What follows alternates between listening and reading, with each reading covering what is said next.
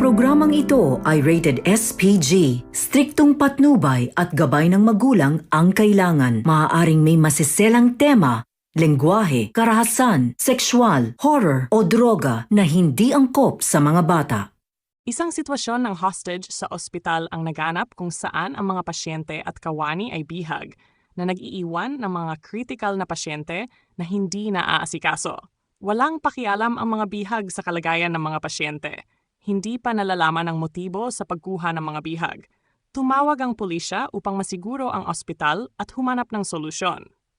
Isang desperadong pakiusap na iligtas ang mga inosenteng buhay ay sinagot ng isang malamig na ultimatum, habang ang isang ama ay humaharap sa kanyang anak sa isang laban kontra terorismo. Nakiusap ang ama sa kanyang anak na huwag isakripisyo ang mga inosenteng buhay para sa kanyang sarili. Naharap ang anak sa pagpili sa pagitan ng kanyang sariling buhay at buhay ng iba. Tumanggi ang ama na makipag-areglo sa mga terorista na nagdulot ng isang nakakabahalang banta sa Halloween.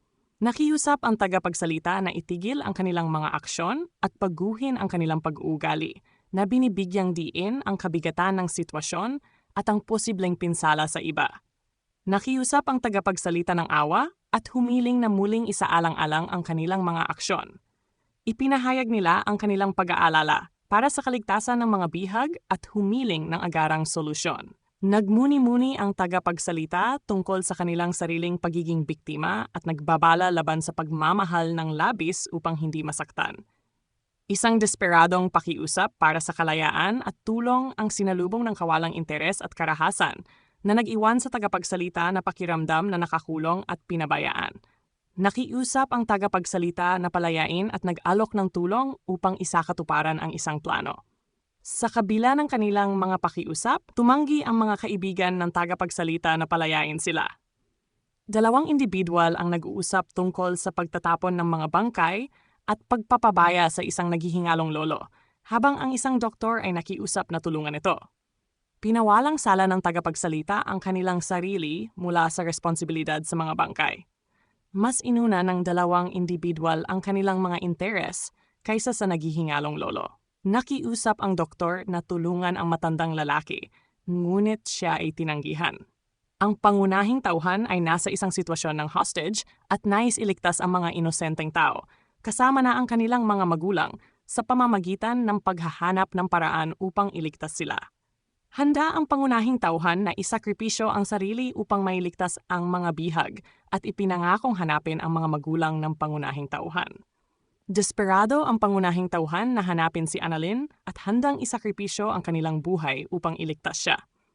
Isang desperadong pakiusap para sa tulong ang ipinapahayag kay Dr. Annalyn Santos, habang ang buhay ng isang babae ay nasa bingit ng kamatayan at buhay ang nakataya.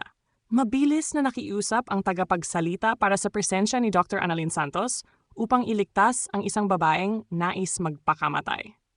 Binibigyang diin ng tagapagsalita ang pangangailangang pigilan ang pagkakaroon ng mga kaswalti at nagplano na iligtas ang lahat sa loob, na binibigyang diin ang kahalagahan ng maingat na pagpaplano.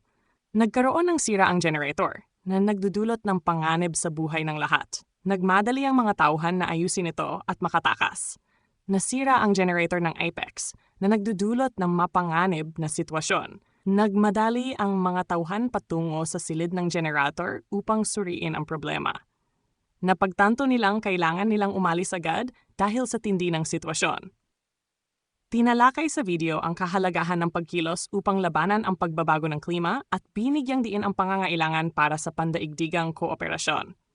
Ang pagbabago ng klima ay isang pandaigdigang issue na nangangailangan ng sama-samang pagsisikap mula sa lahat ng bansa. Binibigyang diin ng video ang agarang pangangailangan na tugunan ang pagbago ng klima at ang mga posibleng epekto kung walang gagawing aksyon.